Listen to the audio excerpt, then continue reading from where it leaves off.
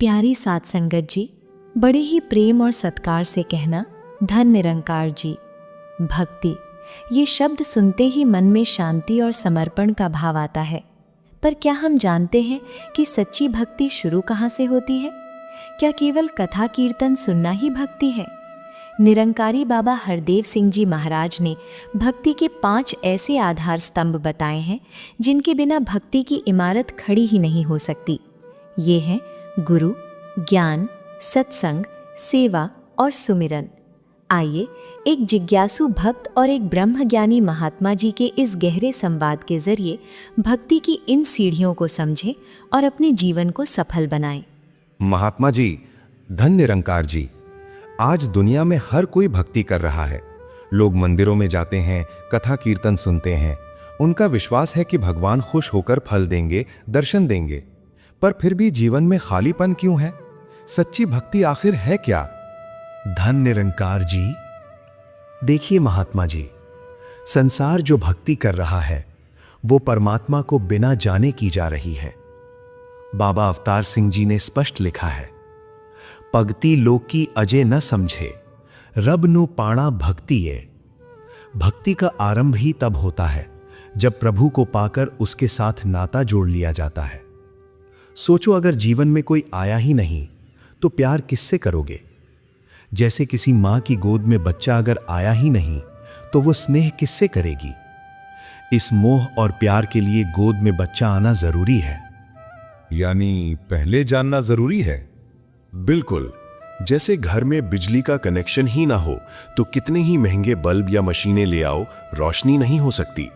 इसी प्रकार यदि इस दाता प्रभु को जाना नहीं, इससे नाता जुड़ा नहीं, तो भक्ति नहीं हो सकती।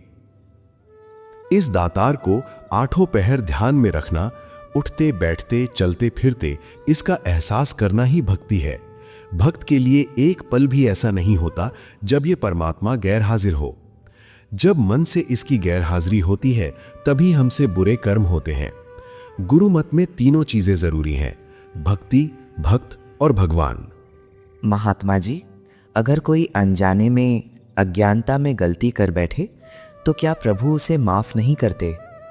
अमित जी, दादू भक्त की एक मशहूर घटना है। एक शहर का बड़ा अधिकारी था जो माया में जीवन बिता चुका था। उसने सोचा अब भक्ति के मार्ग पर लगना चाहिए। वो दादू भक्त के दर्शन के लिए घोड़े पर सवार होकर निकला। रास्ते में उसने एक इंसान को झाड़ियां काटते देखा। उसने पूछा, दादू भक्त का घर किधर है? उस व्यक्ति ने सुना नहीं, वो अपने काम में मस्त रहा। अधिकारी ने फिर पूछा, कोई जवाब नहीं मिला।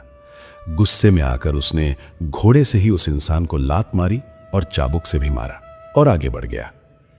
आगे जाकर किसी और से पूछा। उस इंसान ने बताया कि जिस रास्ते से आप आ रहे हैं वहां जो झाड़ियां काट रहे थे वही दादू भक्त हैं। वे तो लोगों की सुविधा के लिए रास्ता साफ कर रहे थे। ये जानकर वो अधिकारी बहुत दुखी हुआ।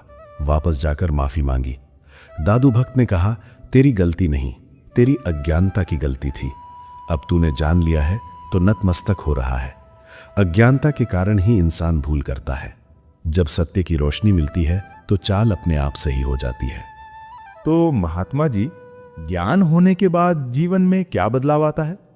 जैसे सूरज के चढ़ने से अंधेरा मिट जाता है और सब कुछ साफ दिखने लगता है, अंधेरे में रस्सी भी साफ लगती है, वैसे ही ज्ञान का उजाला होने पर यह हकीकत सामने आ जाती है कि कोई बेगाना नहीं, कोई ऊंचा नीचा नहीं। फिर भक्त सबको निरंकार का रूप जानकर सबसे प्यार करता है। उसका द्वैत और द्वेष समाप्त हो जाता है। यही भक्ति की शुरुआत है। ब्रह्म ज्ञान भक्ति की पहली सीढ़ी है, अंतिम नहीं।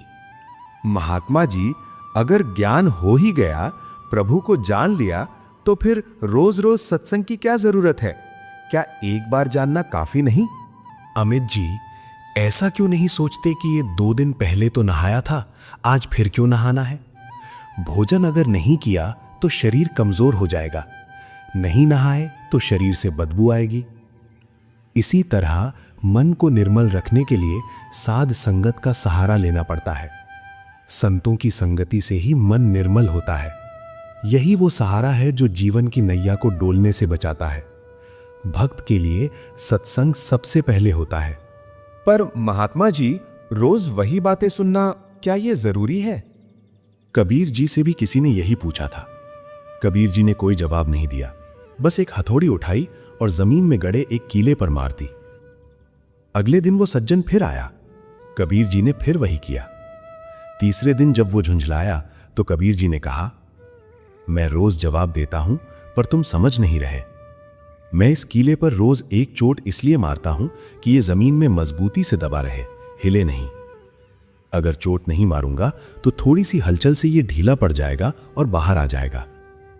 यही काम सत्संग का है।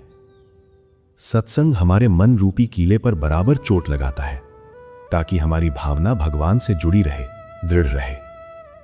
दुनियावी सोच से जुड़े रहोगे तो दातार से संबंध ढीला पड़ जाएगा। महात्मा जी, कोई कहता है कि मैं सत्संग तो जाता हूं पर मुझ में गुण नहीं आते। एक भक्त ने भी महात्मा से यही पूछा था। महात्मा ने उसे एक बांस की टोकरी दी और कहा, इसमें नदी से पानी भरकर लाओ। भक्त टोकरी को पानी में डालता पर पानी टिकता नहीं, सब छेदों से बह जाता। वो कई दिन तक ये करता रहा। फिर उसने कहा, पानी तो नहीं भर पा रहा। महात्मा ने पूछा, क्या टोकरी में कोई फर्क नजर आया? भक्त बोला, हां, पहले ये गंदी थी, अब बिल्कुल साफ हो गई है और इसके छेद भी पहले से छोटे हो गए हैं। महात्मा ने समझाया, अगर निरंतर इसे पानी में डालते रहोगे तो एक दिन बांस फूल जाएगा, छेद बंद हो जाएंगे और पानी टिक जाएगा। इसी प्रकार जो निरंतर सत्संग करते हैं उनका मन निर्मल होता जाता है, अवगुणों के छेद भरते जाते हैं और गुण टिकने लगते हैं। सज्जन ठग जैसा इंसान भी संगत के प्रभाव से भक्त बन गया। जैसे मैले कपड़े को साबुन और पानी का संग मिल जाए तो वो उजला हो जाता है, वैसे ही साध संगत से मैले मन साफ हो जाते हैं। तो क्या सत्संग का असर हर किसी पर होता है? नहीं अमित जी, सत्संग में केवल तन से नहीं, मन से भी हाजिर होना जरूरी है। एक इंसान को पता चला कि एक महात्मा के पास पारस है जो लोहे को सोना बना देता है।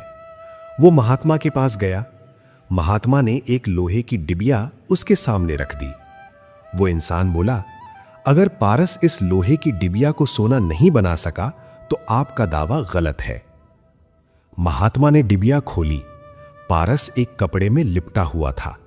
महात्मा ने कहा, पारस में शक्ति है, पर बीच में ये कपड़े की दीवार आ गई जिसने लोहे को छूने नहीं दिया। इसी तरह सत्संग भी पारस है, पर अगर बीच में कपट या अहंकार की दीवार हो तो असर नहीं होता।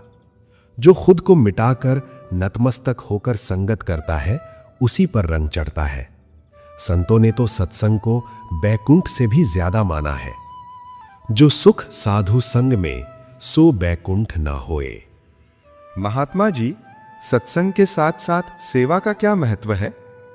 अमित जी, सेवा से जीवन में प्रफुल्लता आती है। भक्त तो यही चाहता है कि संसार में चाहे कितना भी यश हो पर गुरु घर की सेवा ना छूटे। लेकिन सेवा निष्काम होनी चाहिए। संसार में तो लोग फल की इच्छा से सेवा करते हैं। फल कारण सेवा करे, तजे न मन से काम, कहे कबीर सेवक नहीं, चाहे चौगुना दाम। वो सेवक नहीं जो बदले में दाम चाहता है। भक्त हुक्म में रहकर सेवा करता है, मर्जी की सेवा नहीं होती। और सेवा में भी भावना की विशेषता है। भावना का क्या अर्थ है महात्मा जी? एक उदाहरण से समझो। दो सेवादार गुरु की सेवा में थे। एक मेला देखने चला गया पर उसका ध्यान गुरु की सेवा में ही लगा रहा। पता नहीं गुरुजी को किसी ने पानी दिया या नहीं। दूसरा सेवादार गुरु के पास था पर उसका मन मेले में था। वो तो मजे कर रहा होगा, मैं यहां फंस गया। अगले दिन गुरुजी ने मेला देखने वाले से कहा, कल तूने मेरी बड़ी सेवा की। दूसरे ने कहा, महाराज वो तो मेला देखने गया था।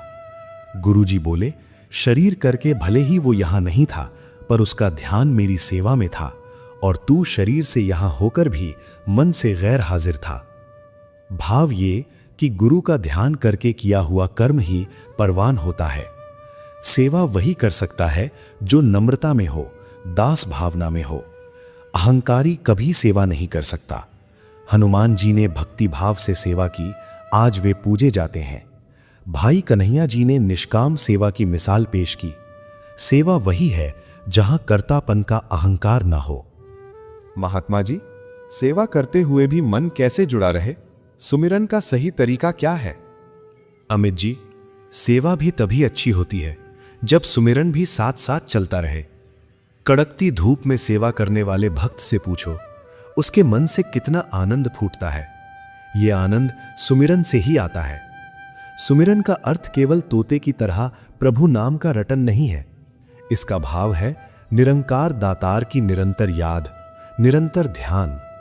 जैसे बल्ब लगा हो, तार भी हो, पर अगर पीछे से कनेक्शन न जुड़ा हो तो रोशनी नहीं होगी।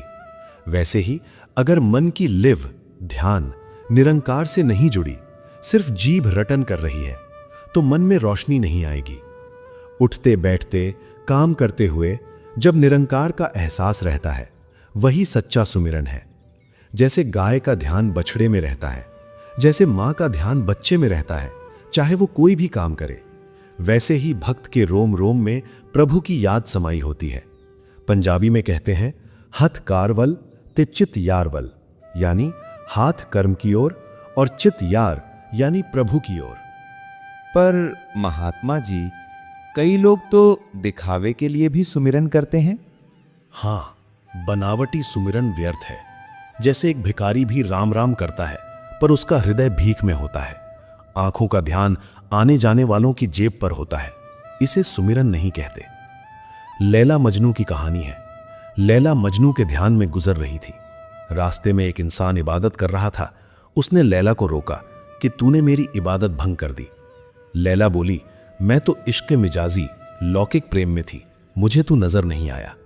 पर तू तो इश्क हकीकी प्रभु प्रेम में था, तुझे मैं कैसे नजर आ गई। महात्माओं ने उत्तम सुमिरन के बारे में कहा है, सुमिरन की सुध यूं करो ज्यों गागर पनिहार, हाले डोले सुरत में कहे कबीर विचार। जैसे पनिहारिन सिर पर पानी का घड़ा रखकर चलती है, बातें भी करती है, पर उसका सूक्ष्म ध्यान घड़े पर होता है कि वो डोले नहीं। ऐसा ही ध्यान भक्त का होता है। वो सब कार्य करता है, पर सुरत प्रभु से जुड़ी होती है। जब रोम रोम से सुमिरन होता है, तब माला का नहीं, मन का फिरता है। माला फेरता जुग गया, गया न मन का फेर, कर का मन का डाल दे, मन का फेर। महात्मा जी, आज आपने भक्ति का पूरा सार समझा दिया। अमित जी, जब निरंकार प्रभु का ज्ञान हो जाता है तो मन की ज्योति जग उठती है। जैसे जब हवा चलती है तो हम दीपक की लौ को दोनों हथेलियों से ढक लेते हैं ताकि वो बुझे नहीं। इसी तरह ज्ञान की इस ज्योति की भी देखभाल करनी पड़ती है। किसके द्वारा? सत्संग के द्वारा, सेवा के द्वारा, सुमिरन के द्वारा। ये तीनों एक ऐसी ढाल है जो ज्ञान की ज्योति को बुझने नहीं देती। सत्संग से दृढ़ता आती है, सेवा से प्रफुल्लता और सुमिरन से स्थायित्व, ठहराव प्राप्त होता है। यही भक्ति की पूर्णता है। प्यारी साथ संगत जी, आज के इस रूहानी संवाद ने हमें भक्ति की नींव से परिचित कराया। हमने जाना कि भक्ति का आरंभ ब्रह्म ज्ञान से है और उसकी संभाल सत्संग, सेवा और सुमिरन से होती है। ये पांचों स्तंभ मिलकर ही हमारे जीवन रूपी महल को मजबूती देते हैं। आइए हम सद्गुरु माता जी के चरणों में यही अरदास करें कि हमें इन पांचों आधारों पर चलने का बल और बुद्धि बख्शें। हमारा हर पल, हर श्वास इस निरंकार के एहसास में बीते। प्रेम से कहना, धन निरंकार जी।